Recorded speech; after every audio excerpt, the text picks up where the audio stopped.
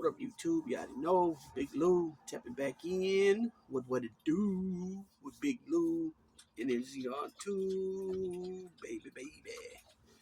So, this is my reaction to the UFC 309 over the weekend. My original video, I just touched on the two main fights, the main event and the co-main event. Excuse me, which was heavyweight champ John Bones Jones against former heavyweight champ Stipe um, Miocic. Quiet. This guy, man, he's so freaking emotional. He days he's in heat, and he just. I mean, he acted totally different than he acted the last time she was in heat. Uh, so I had to separate them because I'm not in a position to have any puppies right now. So I just got the baby gate in between from one side of the kitchen to the other. And so, anyways, back to the video. So the heavyweight fight, and then it was the lightweight fight between former champ Charles Oliveira and Michael Chandler. This was the second time they fought, I believe. And I mean, it was the same usual, the same. I guess what was expected. You know what I mean? Um, Michael Chandler he's a little strong dude though. You seen him get up, from the ground and jump and slam backwards on top of Charles towards the end of that last round. So he got beat up. They were slanging him. They were slanging him. It was a good fight. Like I said, I thought that if they stood on their feet the whole fight, that Chandler would come out on top, and if it was more of a more on the ground, I thought that Charles Oliveira would have won. So he came out with the W, Charles Oliveira. So we'll see where that puts him now in the rankings for another title shot with Islam or what. Excuse me. Now the heavyweight fight, John Jones. He came in at 37 years old, and I believe Stipe was 40, right? And he just like with Mike Tyson, he looked all right at the beginning, but little by little, John Jones was, well, I don't want to say little by little because a lot of those shots were real good ones, real tough shots.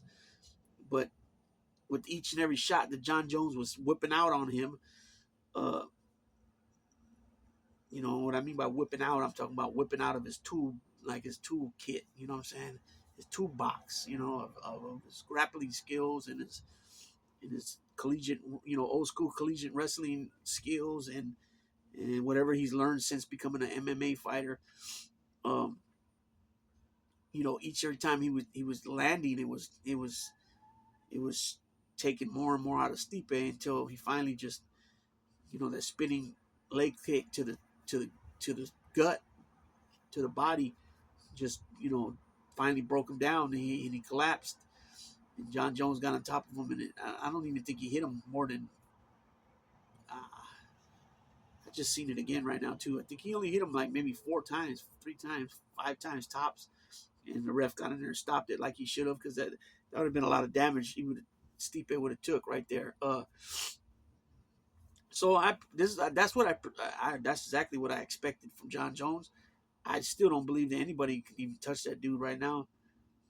If he fought Francis, it would be a potential knockout punch from Francis, of course. But I just got done watching the highlights of the Francis Stipe fight, and you could tell Stipe was, and that's when Stipe was champ, and you can see the difference in him from then to now. He was, his defense, he was able to get out of the way. He was able to, all kinds of a whole different look it was, from those years that passed in between and the injuries that he's had. But that's what I expected from John Jones. Now,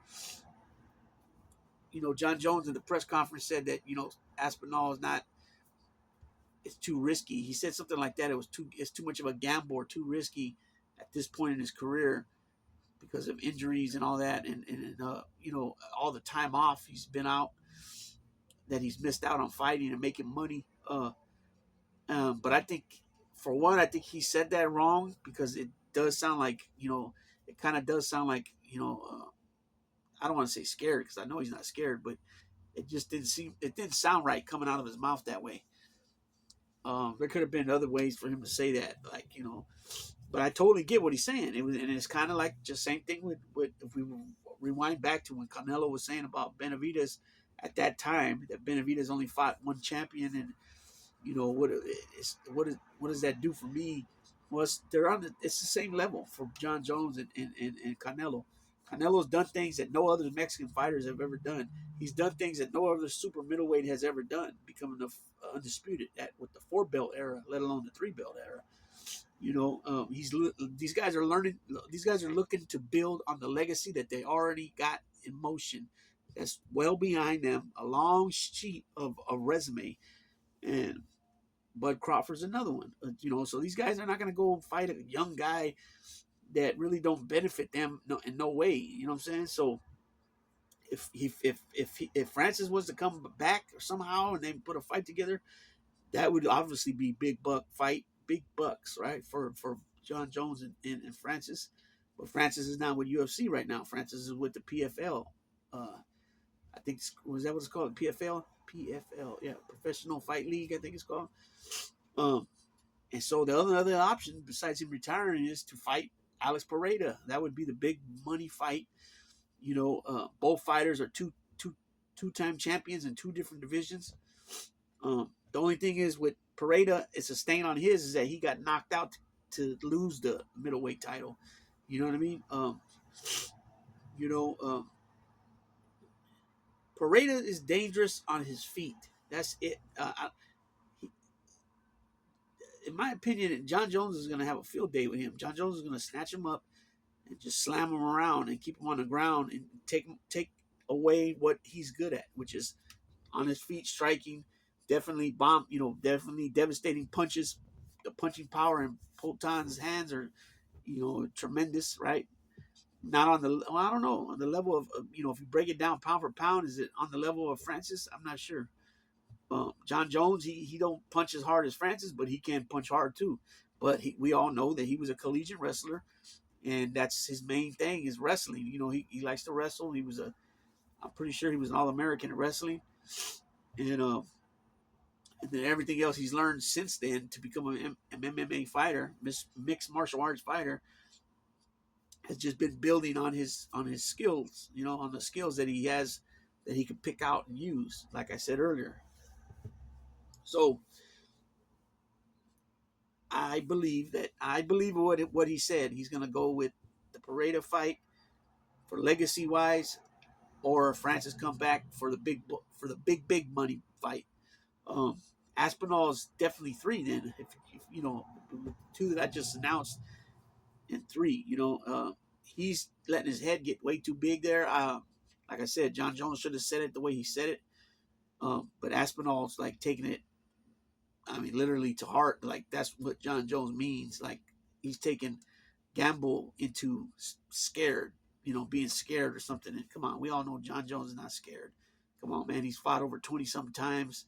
He's beat everybody. He's only got 1 loss, and that was early in his career, within his first 10 fights. We'll